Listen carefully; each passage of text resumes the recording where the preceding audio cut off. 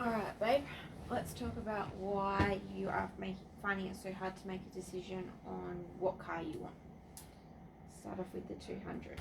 Well, let's just start off with it is a hard decision to make of what car we want. You've got to think of lots of things. Resale, if you're going to sell it at the end of the day,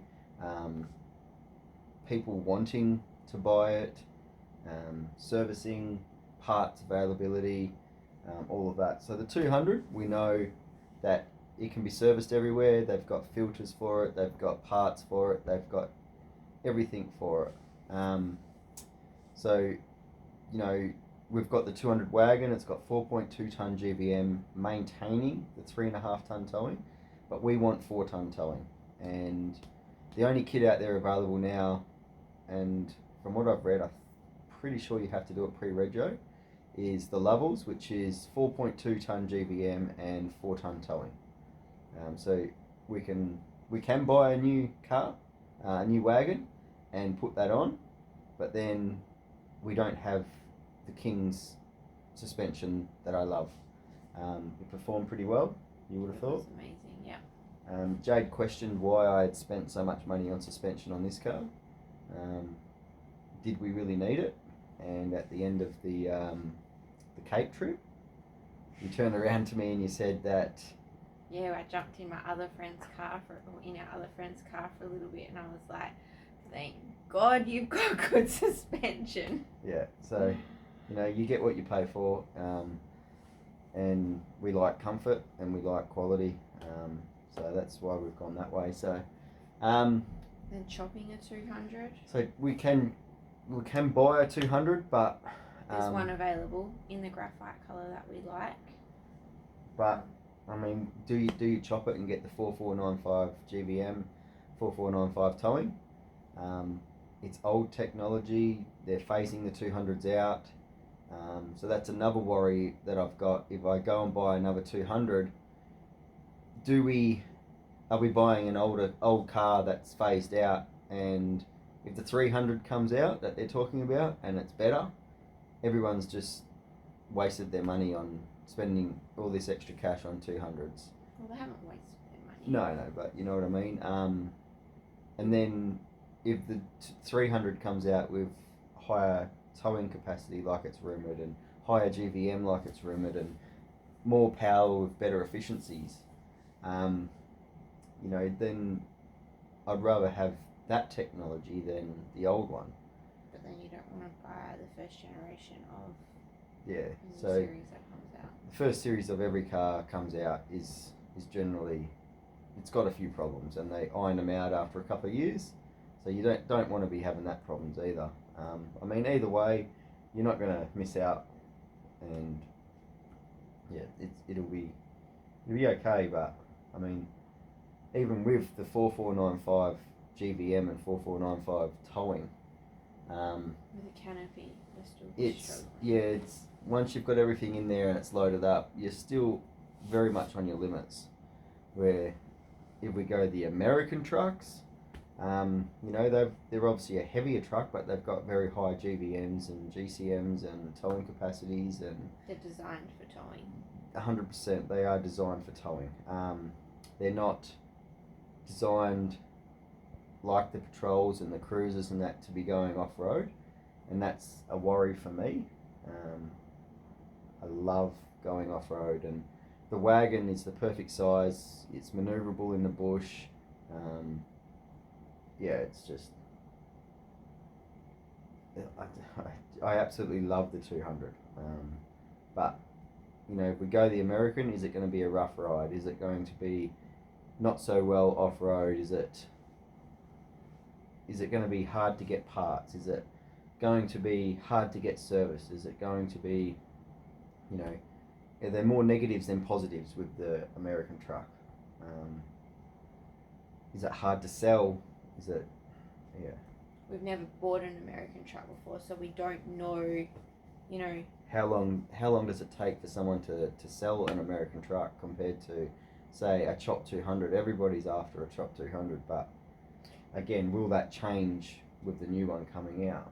But then we see such a big influx on American trucks at the moment. So will these things become more popular and available, and like the servicing, and even people designing stuff. There's lots of things for a Land Cruiser or a Patrol or whatever.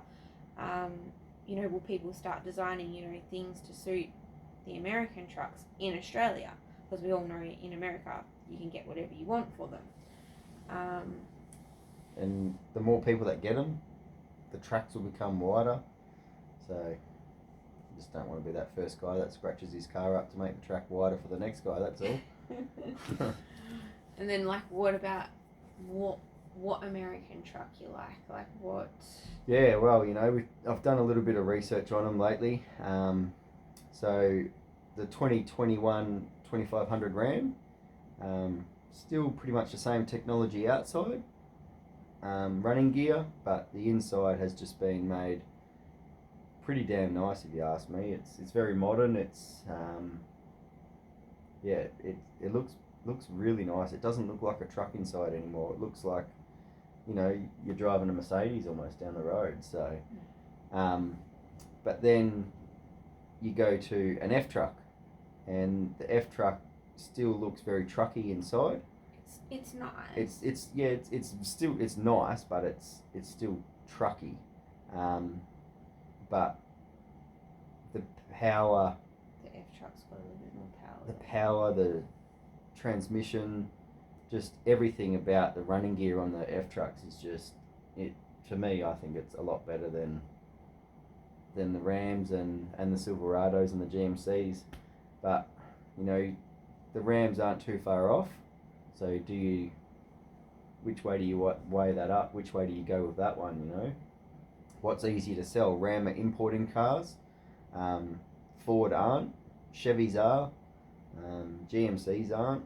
So they're backed by dealerships, where the F trucks are only backed by the conversion company, with no real aftermarket part sales and stuff like that. So that's another worry as well, with going the Ford way or the Ram and Chevy way. I didn't know Yeah, you do. So we took an American truck for a drive the other day, and we thought it was going to be quite a harsh ride. We're going from full coil setup to leaves in the back of the American truck, and I thought it was going to be a lot harsher than what it was. I thought it was going to be a lot different, but it was beautiful. Yeah, it was smooth. I sat in the back, obviously, because I wanted to make sure the kids are comfy at the back, and it was a nice ride. So the seats were comfy.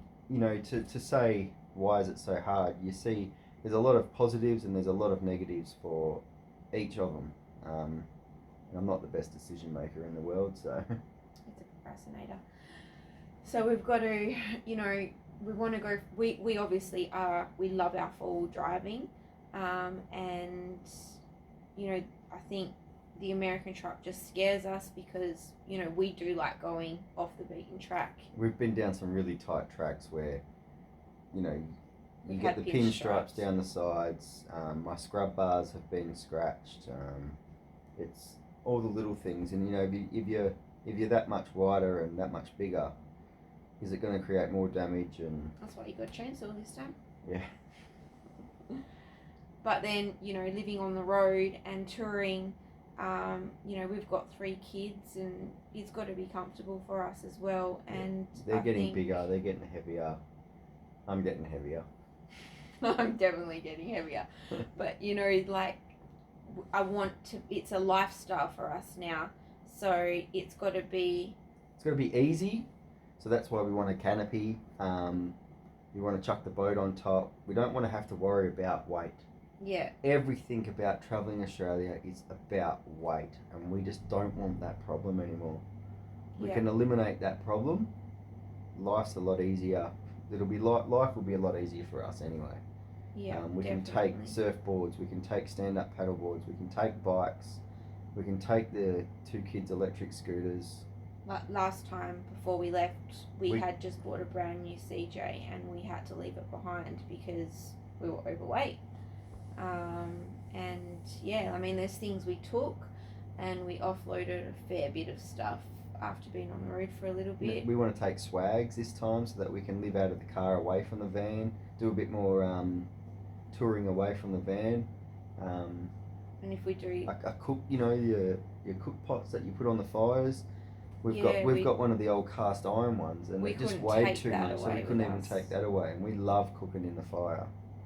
Yeah, and if we do get an American truck, and we put a canopy on it, it will be so we can, get up to Walcott Inlet and leave the caravan behind, and get to those remote locations that you can't take the van to, but still be comfortable. We can have showers and power and live off grid.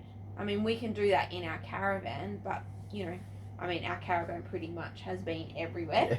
Yeah, we're not shy to take the caravan everywhere, so. But yeah, Fraser Island, we want to get over there. Yeah. And we're not sure if we can tow the size of caravan that we've got over there, and by ourselves. We don't want to have to rely on other people to get us out and stuff like that. So to be able to take the caravan over, leave the caravan and go over there and still live comfortable, it'll be good. Oh, we're not taking the caravan to Fraser. Yeah, things change. So yeah, look, what we want to know from you guys is your opinion of American trucks and Chop 200s, wagons, other options. We just, and also trade companies. There's a couple that we really like, but there's quite a few